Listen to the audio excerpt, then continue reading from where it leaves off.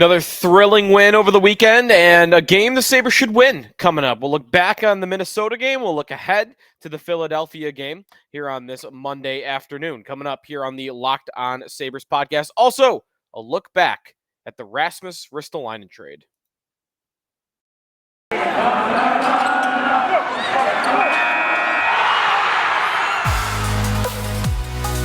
You're Locked On Sabres, your daily podcast on the Buffalo Sabres. Part of the Locked On Podcast Network, your team every day.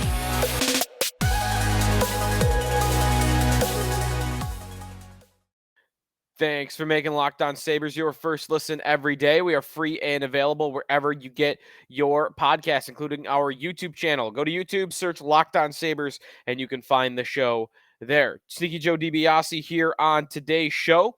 We've got a game to look back on, Sabres versus Wild, one of the greatest games of the season. Sabres versus Flyers to look ahead to. We'll push that off to the later portion of today's show, just in case you're listening to this after the fact, because I am getting to this episode a little bit late in the day. So there's a chance that you might not get to this till Tuesday morning. So you can skip the last episode if that is you. If not, a little preview of tonight's matchup between the Sabres and the Flyers. More so, though, when we talk about the Flyers, I'll talk less about the matchup tonight and more about Rasmus Ristolainen. We're going to take a look back a year and a half to the Rasmus Ristolainen trade between the Sabres and the Flyers. We'll grade it, and we'll look at where the Sabres stand with what they got in return and how Ristolainen's been doing for Philadelphia and whether or not, I'm already laughing, whether or not he's giving them what they want. And that is going to be a funny part of the show to get to.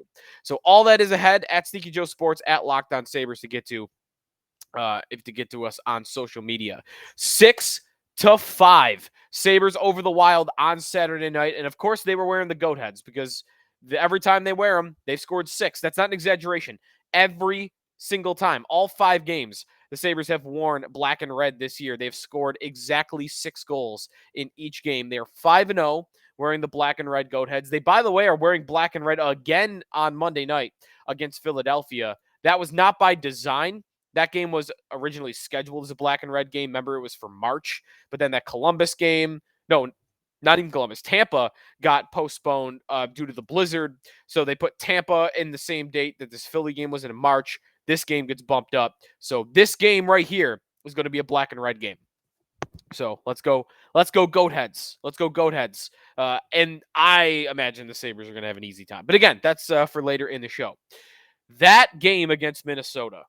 I mean, how many, we'll get to this in my Explain Yourself segment, how many people ran to buy season tickets that night? I mean, that must have been, I was not in the arena for that game. I'm going to be in the arena on Thursday against Winnipeg. How many people had a great time at that game? Every single person. The atmosphere was incredible. You are getting goals. You are getting excitement. You are getting a good product. And the team is winning. It's all starting to come together. And that game was the culmination of all of these things starting to happen and starting to work. But now we got expectations attached to it, which makes it even more exciting. It's not, oh, this is a fun little streak. Everyone thought they'd be terrible. No, this is like they're in a playoff race and winning games like that against Minnesota, who is not a Stanley Cup contender, but that's a good team. It's an above average team in the league. I wouldn't want to give them much more credit than that, but that's a nice win. And it just the way they're scoring goals too, right? Like it's not even that they're scoring 6. They don't score garbage goals. Were any of their 6 garbage? As I think back, let's go through them. I'll go through in my head real quick here. How many of the Sabres 6 goals against Minnesota were garbage? I feel like none of them might have been. Maybe one. The first one by Olofsson is just a nice play by Middlestat, toe drag to the slot, and then he puts it over for a one-timer by Olofsson. That's a nice goal. Thompson on the power play that's a 100-mile-per-hour slap shot. That's a treat to watch every single time you see it. So that's a nice goal. Dahlin's is magic. I mean, that was probably on SportsCenter top 10. Toe dragging, waiting out the guy who dove down on the ice, waiting out the other defenseman, and then putting it blocker side on Fleury. That is a star goal. It's the best goal he's maybe scored all year. Cousins, after that, that's a great play. Alex Tuch Go back and watch that play. This is the fourth goal by the Sabres to make it 4-2 in the second period against Minnesota. Alex Tuck enters the zone, and he does this little, I'm a lefty, so it's going to be hard to show it, but this little toe drag between the legs, and then with one hand slides it, like almost shovels it over to Dylan Cousins. And then Cousins goes bar in on Fleury. That was an incredible goal. So that was a nice one. Maybe the second Dahlin goal, you could say, was kind of a garbage goal. Even that, though, it's not a garbage goal. It's not like the puck went off. There was a goal the other night in, I think, Montreal, where a puck hit a guy's butt, hit a guy's shoulder, went up into the air, over top of the goaltender, and landed in the net. Like 4 ricochets on its way to a goal. Like, even Dahlin's second goal, I mean, it should be saved by Marc-Andre Fleury, but it's a toe drag pass by Middlestat, and it's a one-timer slap shot from the wall. Yeah, it was 5-hole and along the ice. The goalie should save that 99 times out of 100. But even that one, even their garbage goals got some skill to it. It's a one-timer slap shot with a toe drag move and a nice pass. So, and before that, Dahlin is got the forward in a spin cycle. And then Olofsson in overtime is fantastic. It's Krebs shooting down the wall with speed, flying a saucer pass over to Olofsson, and then he rips a one-timer. The Sabres score goals. They are young. They are fun. They are in a race. They're highlight reel goals. I mean, everything is starting to work, and it's why fans are beginning to come back. I don't know about in terms of season ticket numbers, but again, I feel like that has to be improving over the last couple of weeks and months. Just walk-ups. I think that's back-to-back sellouts. And I don't have this in front of me. I don't even know if anybody's looked it up. When's the last time the Sabres had back-to-back sellouts? Because that is an accomplishment in its own, that people and fans are starting to return, and it's because of the quality of the product on the ice. It's not because of some giveaway. It's not. Last year, it was a little bit artificial, even. Like RJ night was the best night in the arena all year. But why were people there? Not for the team on the ice. They were there for RJ. And that was a magical and memorable night. But they were there for RJ. The Vegas game before that, why were people there? It was because of Eichel on the other side. It wasn't because of the Sabres. It was because of Eichel. Well, now they're starting to sell out, not because of some other thing. They're starting to sell out because the team itself is worth believing in. And they're worth believing in enough to where I've said it a couple times, and I'll say it again here. I think they're going to make the playoffs. I really do. I think they're going to squeak in. I don't think they're going to get in some great spot. They probably get swept by Boston in the first round. But I legitimately think this team is going to make the postseason. Looking at some of their advanced numbers and their goal differential and what good the record is with Matthias Samuelsson in the lineup. It's something like 18-5-1 now, something stupid like that. So there's a lot happening right now, and it's a lot good. No surprise, GOAT head of the night, player of the game for Sabres and Wild is going to be Rasmus Dahlin. A 5-point night, 2 goals, 3 assists. He is unbelievable. He's on pace for 100 points again, or just barely below it. And again, a ton of skilled plays. I got to give him a little credit. I already kind of broke down both his goals when we just kind of went through it. But the overtime, great awareness. He even talked about in postgame, he was trying to go to the bench. He was dead tired. And he looked behind him and he saw the Wild forward getting kind of tangled up with Luukkonen trying to get his stick. And Dahlin knew, okay, I got to stay out here because it's 3-on-2. If I stay out here, it's a 3-on-2 and maybe we score. And he does the exact right thing. He goes along the wall, drops it back to Krebs, who's got space. Dahlin takes Kaprizov, who was kind of forced into a defensive role there, to the net. And as Dahlin is kind of going to the net, he doesn't actually end up screening the goaltender because Olofsson shoots the puck so quickly. He starts that play. He creates the odd man situation just with his determination to just, man, I got to stay out here. Like, I'm dead tired, but I got to stay out here for a guy that, by the way, had played 30 minutes basically up until that point.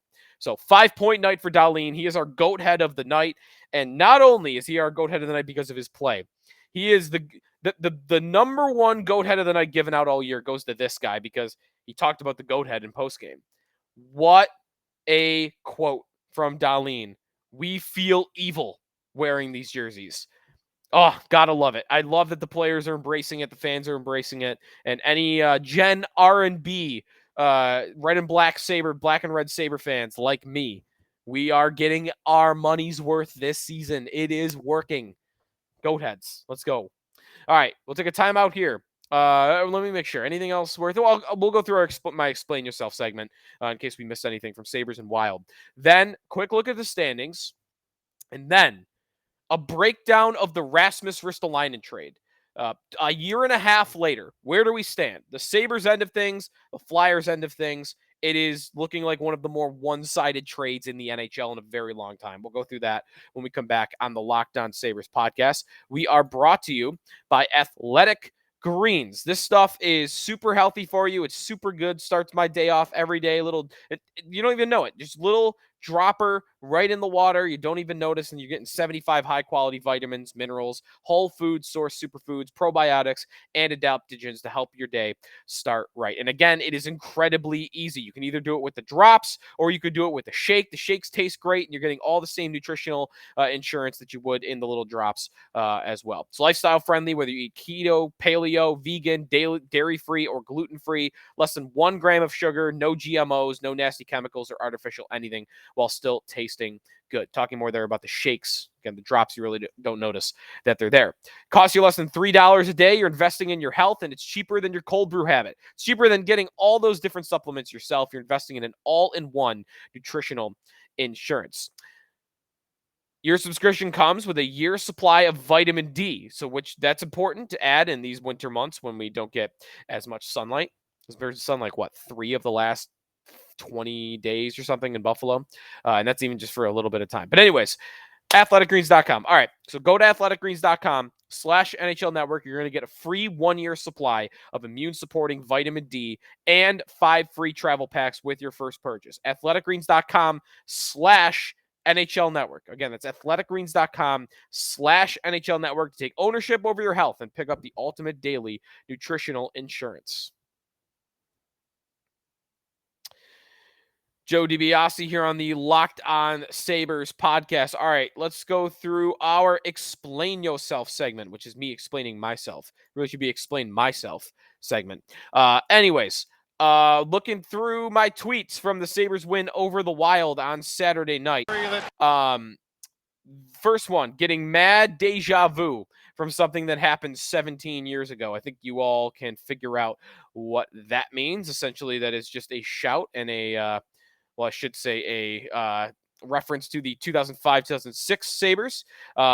It's getting like that, right? The team is young like that. The team is fun like that. They are exceeding expectations like that. So there's a lot going their way. And I think this is right. This is their best 1-2 center combination since Drury and Briere.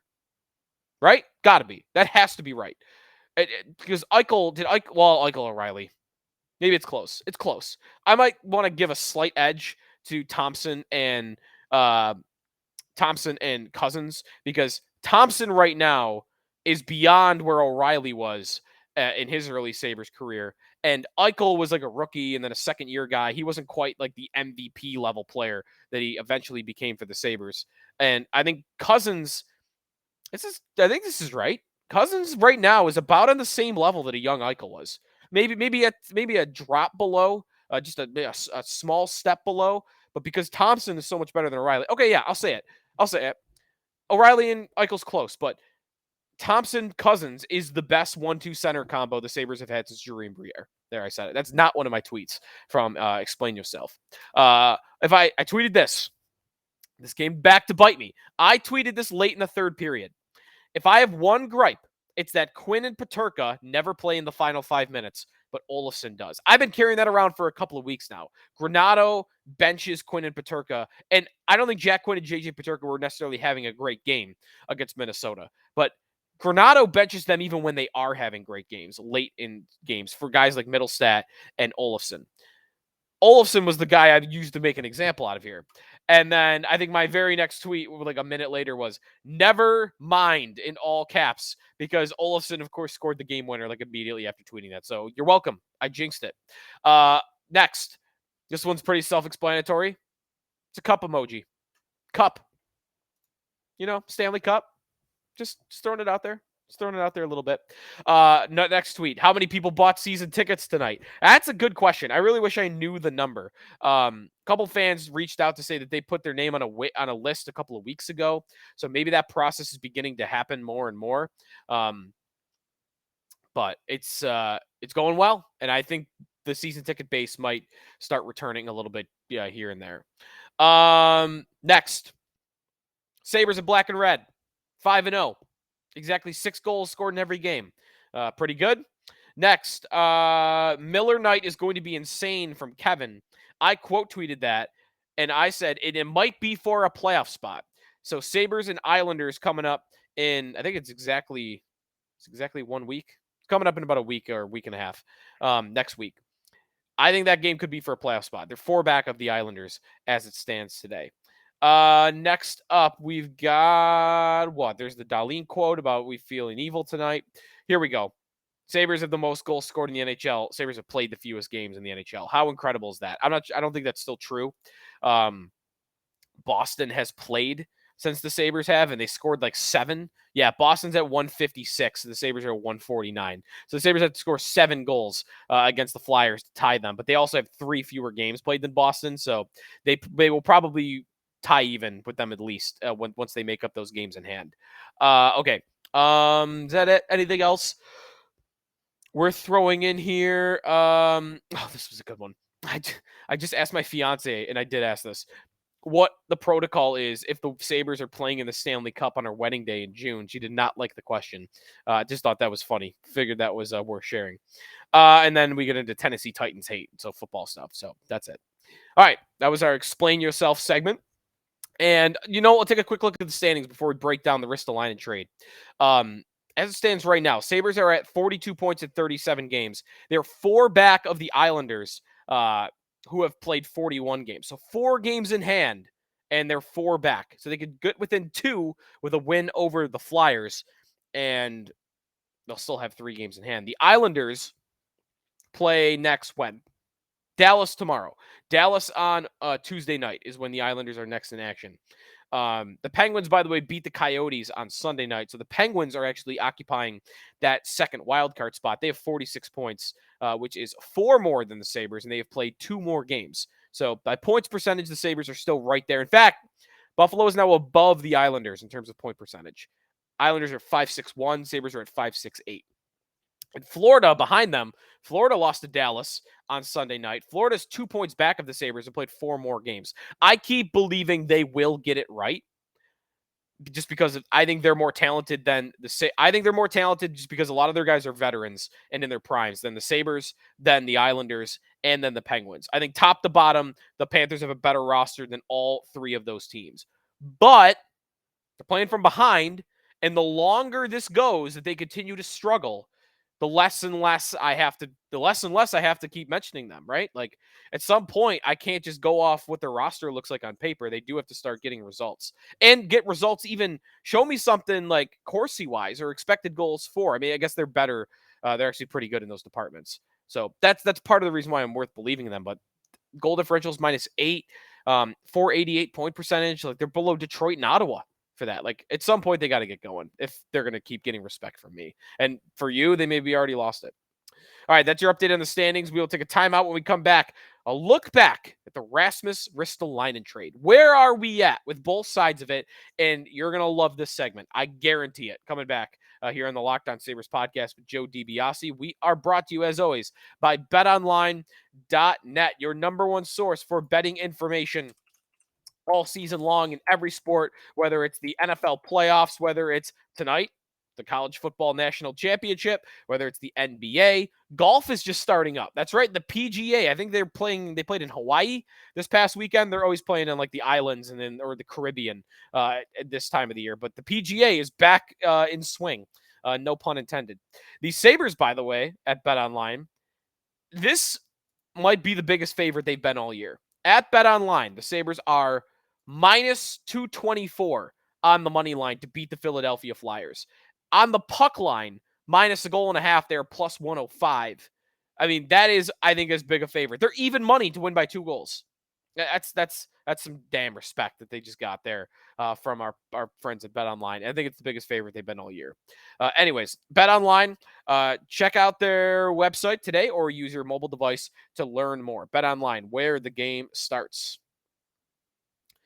Joe DiBiase back here on the Locked On Sabres podcast. Thanks for making us your first listen every day. All right, so let's take a look back. Let's go in the time machine back to July 23rd of 2021. The long nightmare ends. Rasmus Ristolainen, after hundreds and hundreds of games and years and years as the Sabres' number one defenseman, finally gets traded. And I wonder, in an honest moment, if the Sabres would tell you it was because they didn't like him as a player.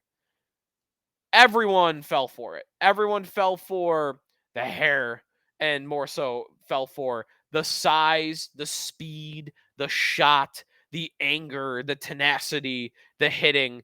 The guy on paper had every tool in the tool shed, but it just never, ever, ever came together. And he got as many chances as you could possibly imagine to show it, and it never happened. Finally, they trade him. I think that might have been more so Ristolainen made it clear, I'm not re-signing here. He had 1 year left on his contract. They had to move him. So maybe it was a little of both, but I wonder what the motivation really was. Anyways, it doesn't matter because they traded him. Whatever. They got to that point where they traded him. And they got a haul. In that moment, we loved it. Didn't we? All were laughing at the trade because we thought it was such a one-sided deal. The Sabres got for Ristolainen on July 3rd, 2021, which might have been draft night or right before it. They got the 14th overall pick in the 2022 NHL draft, which they used on Isaac Rosén, who is now in Rochester.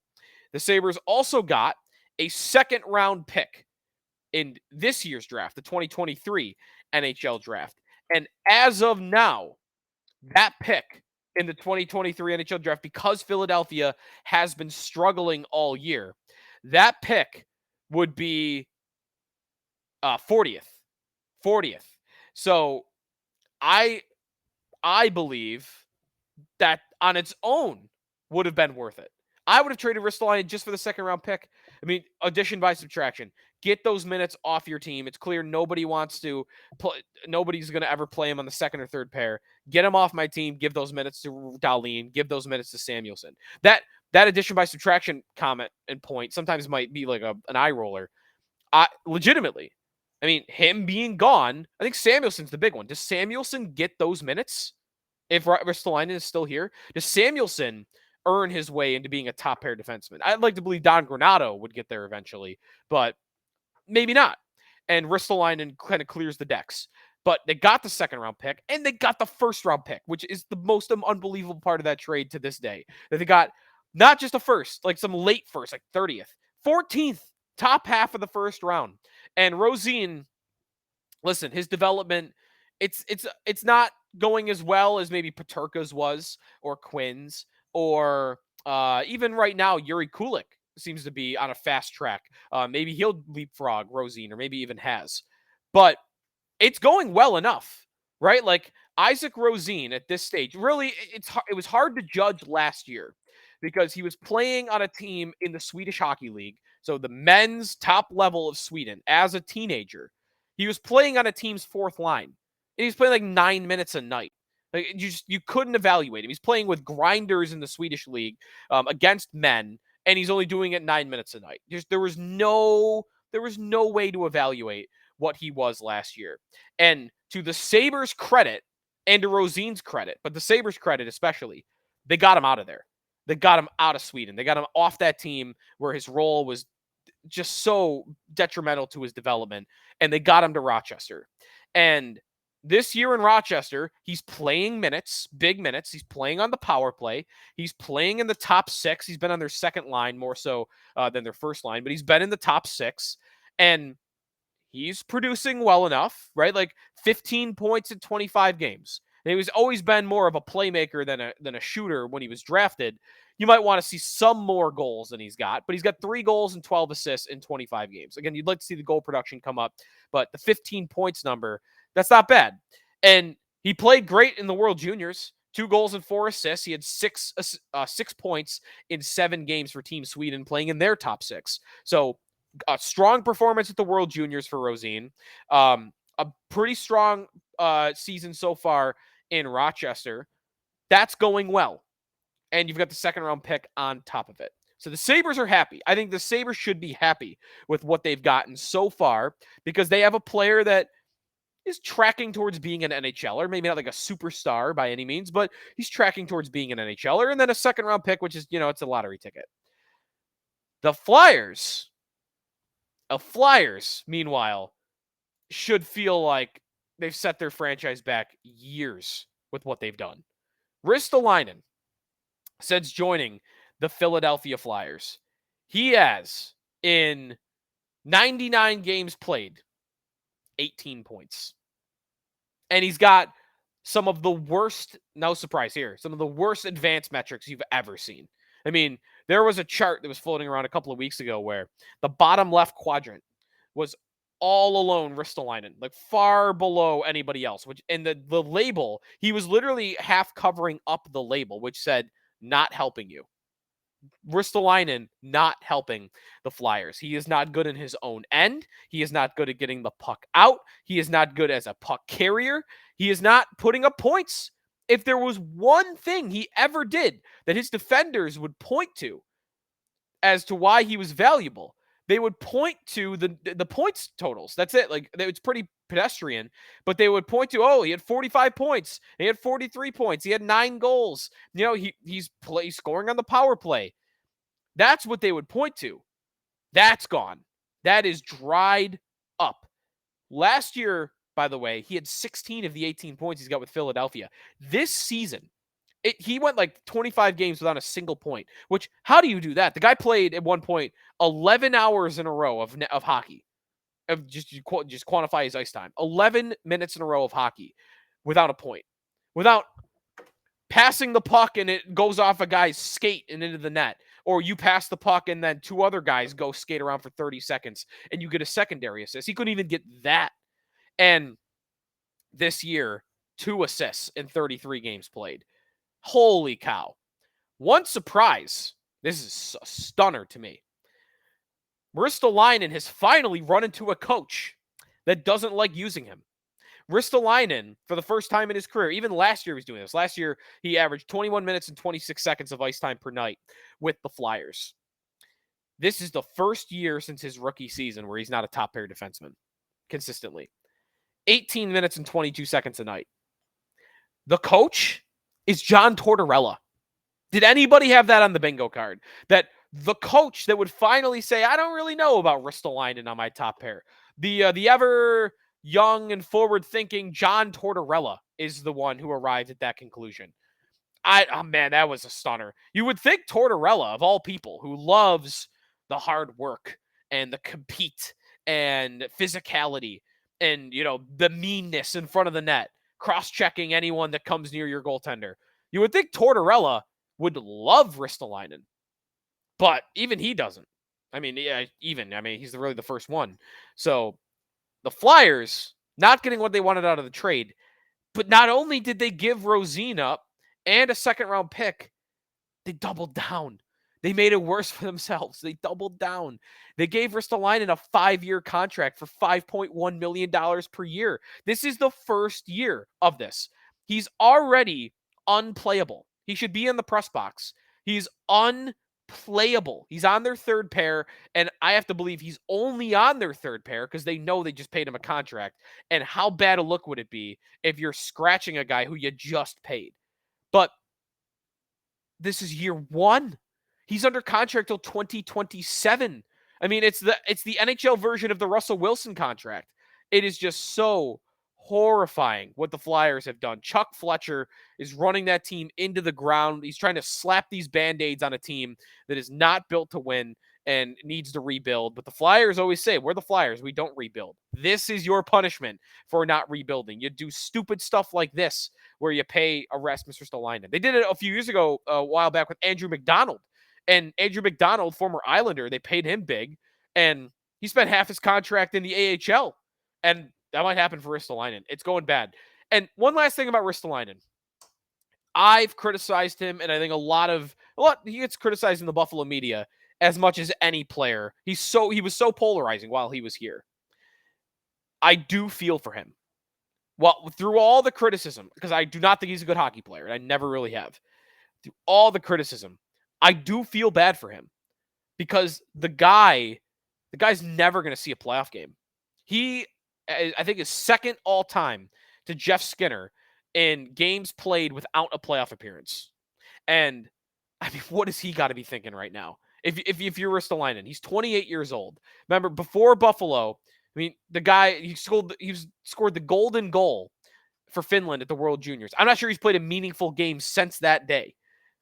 He goes through 8 years in Buffalo where they're never competitive. He's never, competing for a playoff spot, never plays in the playoffs. Then he gets traded to Philadelphia. The Sabres get good, and the Flyers are one of the worst teams in hockey. I mean, that is, I do feel for him a little bit because the guy always tried. The guy always wore his heart on his sleeve. He always said what needed to be said. He was never afraid to hold back with the media or with his players in the locker room. And the dude was crazy when it came to workouts and whatnot in the offseason. Like, he put it all on the line. Like, he definitely did everything that, you could have asked of him in terms of effort. He's just not a good player. He's just not a good player. But I feel for him because of how hard the dude worked when he was in Buffalo, and he got shipped off to like the worst situation in the league, and maybe he'll now play his entire career without getting into a playoff spot. So I feel for him, but man, the Sabres, that is going to go down as one of the best trades and maybe the best trade Kevyn Adams ever made. The signature trade is the Eichel trade. The signature trade and what he'll be judged on more than anything, it will be the Eichel trade. But the best trade that Kevyn Adams has made to date absolutely is the Rasmus Ristolainen trade, in my opinion, with getting Isaac Rosén and a second-round pick coming in 2023. All right, that's our show for today. So Sabres and Flyers on Monday night, and then they've got the Kraken on Tuesday night. So we got a lot of games coming up. The Sabres go Saturday, Monday, Tuesday, Thursday. Saturday, Monday, Tuesday, Thursday for this whole month. So we got a lot of games packed in here, and we'll cover it all here on the Locked On Sabres podcast. So thanks, everybody, for listening. Check us out on Twitter. I'm at Sneaky Joe Sports. Podcast accounts at Locked On Sabres. Go to YouTube, search Locked On Sabres to find us there if you want to watch the show or drop a comment there. Thanks for making us your first listen every day, and we will talk to you tomorrow here on Locked On Sabres.